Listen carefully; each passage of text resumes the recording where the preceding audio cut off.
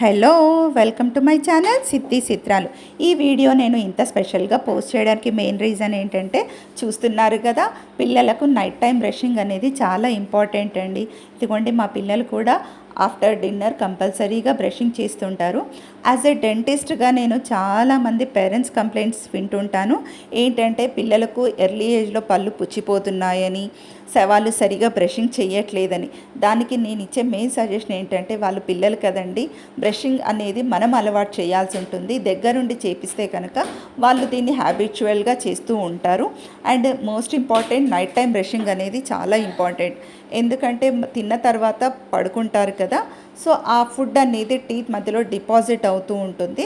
దానివల్ల కేరీస్ అనేవి వస్తూ ఉంటాయి. సో దీన్ని అవాయిడ్ చేయడానికి ఏంటంటే, నైట్ టైం బ్రషింగ్ కంపల్సరీగా అలవాటు చేయాల్సి ఉంటుంది. నెక్స్ట్ వీడియోలో నేను బ్రషింగ్ టెక్నిక్స్ అంటే ఎలా చేయాలి అనేది నేను చెప్తాను. దానికోసం మీరు తప్పకుండా ఫాలో అవ్వండి. సిద్ధి చిత్రాలు. Thank you. సబ్స్క్రైబ్ చేయడం మర్చిపోకండి.